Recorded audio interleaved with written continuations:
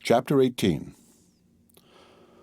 Why, anything, an honourable murderer, if you will, for naught I did in hate, but all in honour. Othello. The bloody and inhuman scene, rather incidentally mentioned than described in the preceding chapter, is conspicuous in the pages of colonial history by the merited title of the Massacre of William Henry. It so far deepened the stain which a previous and very similar event had left upon the reputation of the French commander that it was not entirely erased by his early and glorious death. It is now becoming obscured by time, and thousands who know that Montcalm died like a hero on the plains of Abraham have yet to learn how much he was deficient in that moral courage without which no man can be truly great. Pages might yet be written to prove from this illustrious example the defects of human excellence, to show how easily it is for generous sentiments, high courtesy, and chivalrous courage to lose their influence beneath the chilling blight of selfishness, and to exhibit to the world a man who was great in all the minor attributes of character, but who was found wanting when it became necessary to prove how much principle is superior to policy.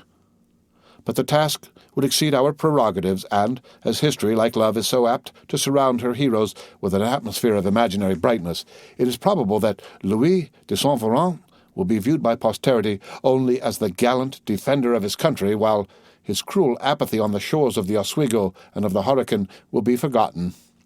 Deeply regretting this weakness on the part of his sister Muse, we shall at once retire from her sacred precincts within the proper limits of our own humble vocation. The third day from the capture of the fort was drawing to a close, but the business of the narrative must still detain the reader on the shores of the Holy Lake. When last seen, the environs of the works were filled with violence and uproar. They were now possessed by stillness and death. The blood-stained conquerors had departed, and their camp, which had so lately rung with the merry rejoicings of a victorious army, lay a silent and deserted city of huts. The fortress was a smouldering ruin, charred rafters, fragments of exploded artillery, and rent masonwork covering its earthen mounds in confused disorder. A frightful change had also occurred in the season.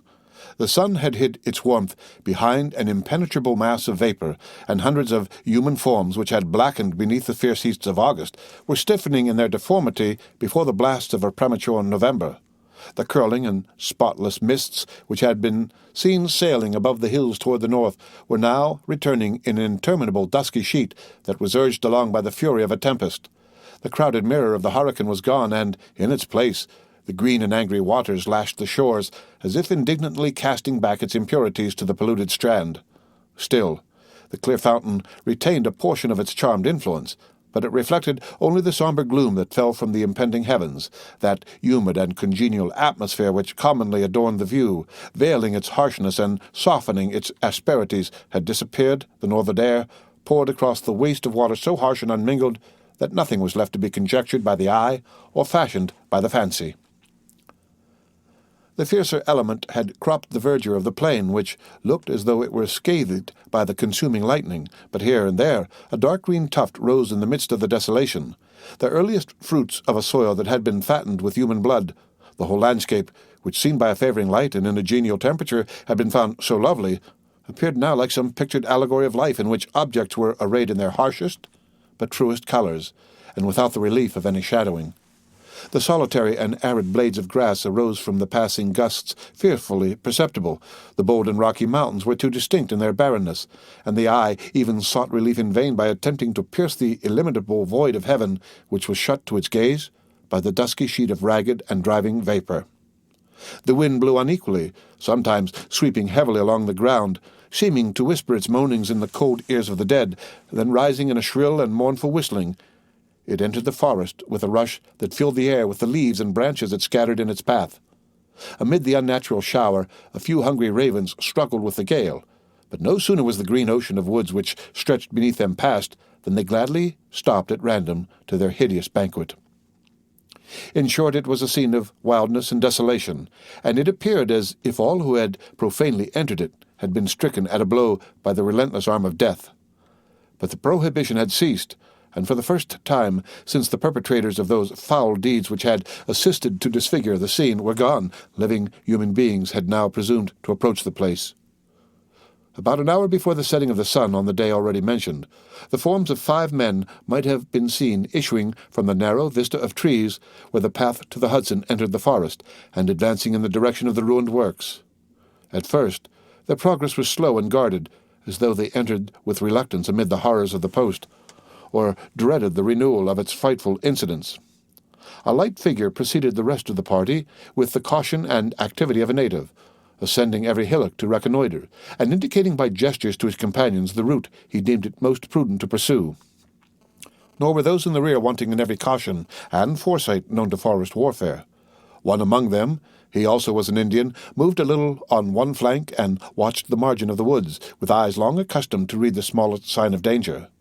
The remaining 3 were white, though clad in vestments adapted both in quality and colour to their present hazardous pursuit, that of hanging on the skirts of a retiring army in the wilderness.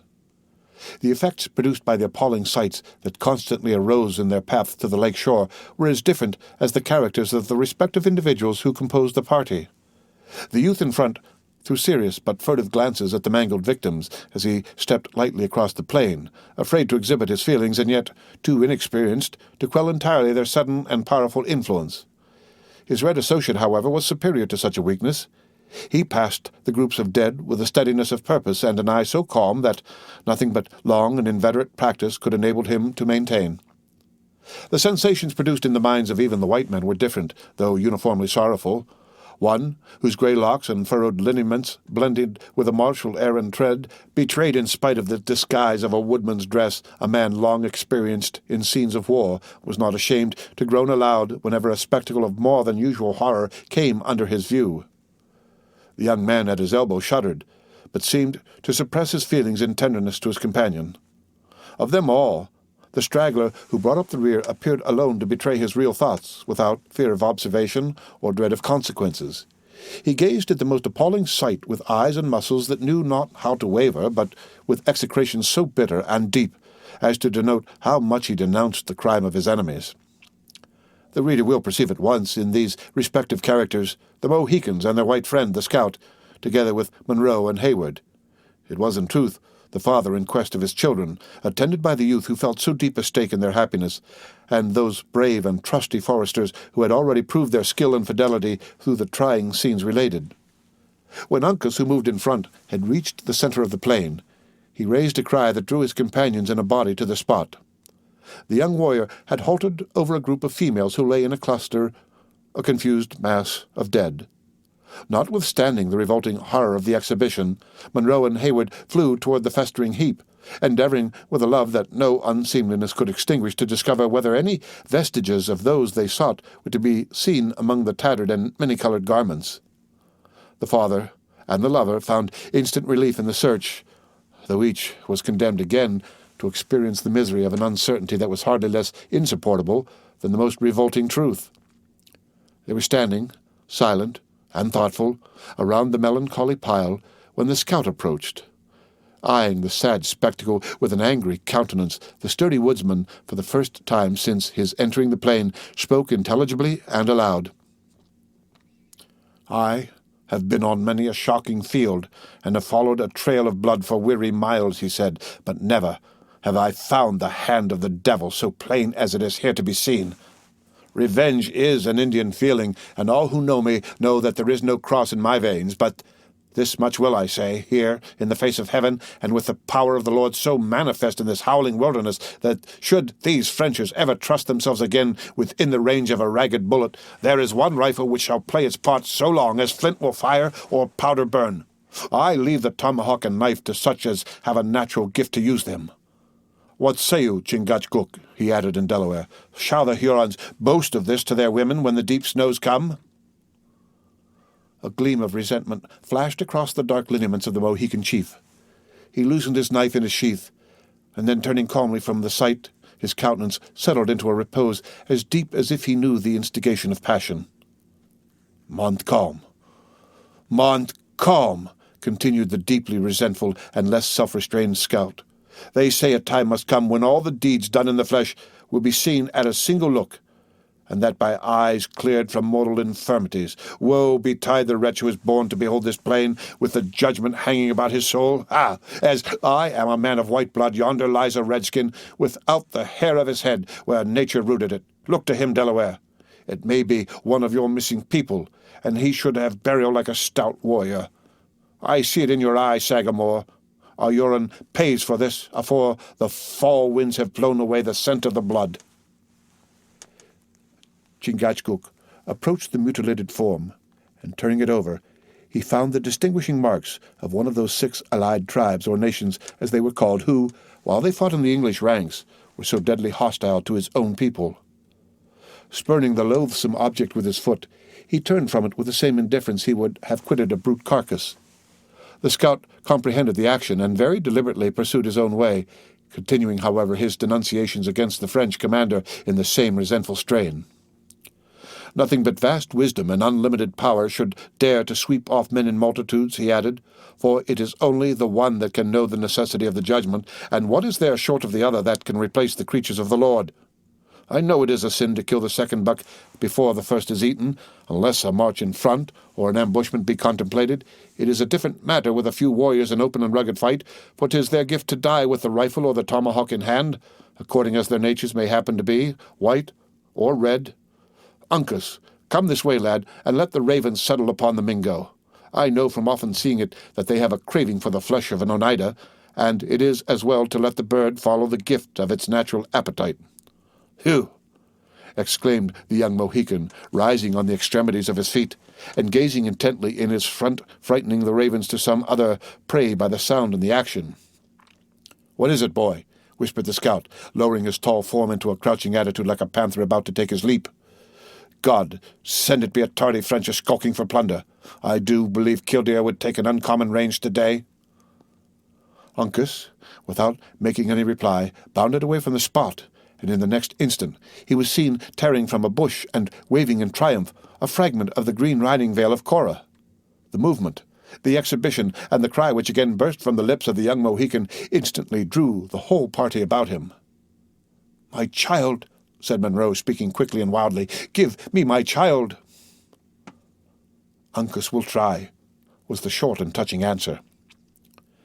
The simple but meaning assurance was lost on the father, who seized the piece of gauze and crushed it in his hand, while his eyes roamed fearfully among the bushes, as if he equally dreaded and hoped for the secrets they might reveal.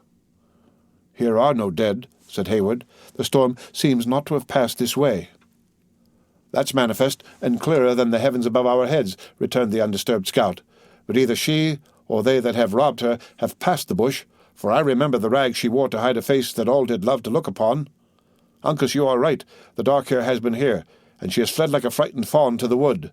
None who could fly would remain to be murdered. Let us search for the mark she left, for to Indian eyes I sometimes think a hummingbird leaves his trail in the air." The young Mohican darted away at the suggestion, and the scout had hardly done speaking before the former raised a cry of success from the margin of the forest. On reaching the spot, the anxious party perceived another portion of the veil fluttering on the lower branch of a beech. "Softly, softly," said the scout, extending his long rifle in front of the eager Hayward. "We now know our work, but the beauty of the trail must not be deformed. A step too soon may give us hours of trouble. We have them, though, that much is beyond denial." Bless ye, worthy man," exclaimed Munro. "Whither, then, have they fled, and where are my babes?" "The path they have taken depends on many chances. If they have gone alone, they are quite as likely to move in a circle as straight, and they may be within a dozen miles of us. But if the Hurons or any of the French Indians have laid hands on them, 'tis probably they are now near the borders of the Canadas." "But what matters that?" continued the deliberate scout, observing the powerful anxiety and disappointment the listeners exhibited. "Here are the Mohicans and I on one end of the trail, and rely on it, we find the other, though they should be 100 leagues asunder. Gently, gently, Uncas. You are as impatient as a man in the settlements. You forget that light feet leave but faint marks." "Huh!" exclaimed Chingachgook, who had been occupied in examining an opening that had been evidently made through the low underbrush which skirted the forest, and who now stood erect as he pointed downward in the attitude and with the air of a man who beheld a disgusting serpent. "Here is the palpable impression of the footstep of a man," cried Hayward, bending over the indicated spot. "He has trod in the margin of this pool, and the mark cannot be mistaken. They are captives." "Better so than left to starve in the wilderness," returned the scout, "and they will leave a wider trail. I would wager 50 beaver skins against as many flints that the Mohicans and I enter their wigwams within the month. Stoop to it, Uncas, and try what you can make of the moccasin, for moccasin it plainly is, and no shoe." The young Mohican bent over the track and removed the scattered leaves from around the place. He examined it with much of that sort of scrutiny that a money dealer in these days of pecuniary doubts would bestow on a suspected due bill. At length he arose from his knees, satisfied with the result of the examination. "Well, boy," demanded the attentive scout, "what does it say? Can you make anything of the telltale?" "Le renard subtil." "Ha! That rampaging devil again! There will never be an end of his loping till Kildare has said a friendly word to him." Hayward reluctantly admitted the truth of this intelligence, and now expressed rather his hopes than his doubts by saying, "One moccasin is so much like another, it is probable there is some mistake." "One moccasin like another? You may as well say that one foot is like another, though we all know that some are long and some others short, some broad and others narrow, some with high and some with low insteps, some in-toed and some out. One moccasin is no more like another than one book is like another, though they who can read in one are seldom able to tell the marks of the other, which is all ordered for the best, giving to every man his natural advantages. Let me get down to it. Uncas, neither book nor moccasin is the worse for having 2 opinions instead of 1. The scout stooped to the task, and instantly added, "You are right, boy. Here is the patch we saw so often in the other chase, and the fellow will drink when he can get an opportunity. Your drinking Indian always learns to walk with a wider toe than the natural savage, it being the gift of a drunkard to straddle, whether of white or red skin. 'Tis just the length and breadth, too. Look at it, Sagamore. You measured the prints more than once when we hunted the varmints from glens to the heath springs." Chingachgook complied, and after finishing his short examination, he arose, and with a quiet demeanour, he merely pronounced his word, "Magua."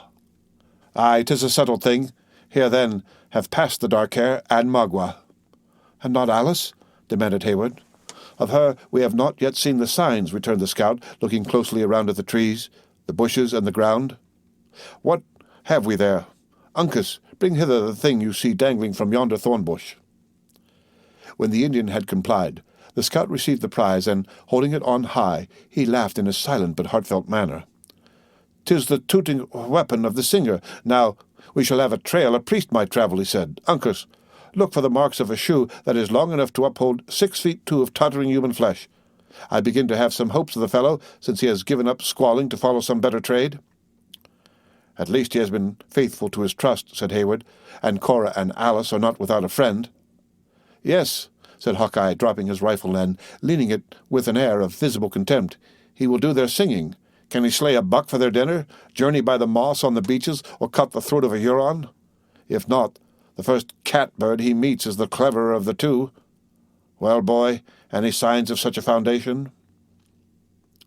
Note: the powers of the American mockingbird are generally known, but the true mockingbird is not found so far north as the state of New York, where it has, however, 2 substitutes of inferior excellence, the catbird, so often named by the scout, and the bird vulgarly called the ground thresher. Either of these last 2 birds is superior to the nightingale or the lark, though in a general American sense these birds are less musical than those of Europe. "Here is something like the footstep of one who has worn a shoe. Can it be that of our friend?" "Touch the leaves lightly, or you'll disconcert the formation. That is the print of a foot, but 'tis the dark hairs, and small it is, too, for one of such a noble height and grand appearance. The singer would cover it with his heel." "Where? Let me look on the footsteps of my child," said Monroe, shoving the bushes aside and bending fondly over the nearly obliterated impression. Though the tread which had left the mark had been light and rapid, it was still plainly visible. The aged soldier examined it with eyes that grew dim as he gazed, nor did he rise from his stooping posture until Hayward saw that he had watered the trace of his daughter's passage with a scalding tear. Willing to divert a distress which threatened each moment to break through the restraint of appearances by giving the veteran something to do, the young man said to the scout, As we now possess these infallible signs, let us commence our march. A moment at such a time will appear an age to the captives." "It is not the swiftest leaping deer that gives the longest chase," returned Hawkeye without moving his eyes from the different marks that had come under his view. "We know that the rampaging Huron has passed, and the dark hair and the singer. But where is she of the yellow locks and blue eyes? Though little and far from being as bold as her sister, she is fair to the view and pleasant in discourse. Has she no friend that none care for her?" "God forbid she should ever want hundreds. Are we not now in her pursuit? For one, I will never cease the search till she be found." "In that case, we may have to journey by different paths, for here she has not passed, light and little as her footsteps would be." Hayward drew back, all his ardor to proceed seeming to vanish on the instant. Without attending to this sudden change in the other's humor, the scout, after musing a moment, continued. "There is no woman in this wilderness could leave such a prince as that, but the dark hair or her sister. We know that the first has been here, but where are the signs of the other? Let us push deeper on the trail, and if nothing offers, we must go back to the plain and strike another scent. Move on, Uncas, and keep your eyes on the dried leaves. I will watch the bushes, while your father shall run with a low nose to the ground. Move on, friends. The sun is getting behind the hills." "Is there nothing that I can do?" demanded the anxious Hayward. "You?" repeated the scout, who with his red friends was already advancing in the order he had prescribed. "Yes. You can keep in our rear and be careful not to cross the trail." Before they had proceeded many rods, the Indians stopped and appeared to gaze at some signs on the earth with more than their usual keenness. Both father and son spoke quick and loud, now looking at the object of their mutual admiration, and now regarding each other with the most unequivocal pleasure. "They have found the little foot," exclaimed the scout, moving forward, without attending further to his own portion of the duty. "What have we here? An ambushment has been planted in the spot. No, by the truest rifle on the frontiers, here have been them one-sided horses again. Now the whole secret is out, and all is plain as the North Star at midnight. Yes, here they have mounted.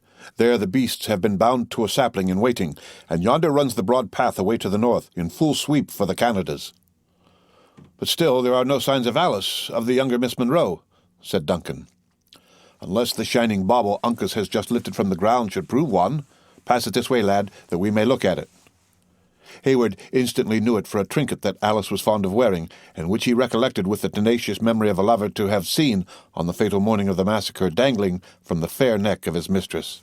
He seized the highly prized jewel, and as he proclaimed the fact, it vanished from the eyes of the wondering scout, who in vain looked for it on the ground long after it was warmly pressed against the beating heart of Duncan. "Pshaw!" said the disappointed Hawkeye, ceasing to rake the leaves with the breech of his rifle. "'Tis a certain sign of age when the sight begins to weaken. Such a glittering gewgaw, and not to be seen. Well, I can squint along a clouded barrel yet, and that is enough to settle all disputes between me and the Mingoes.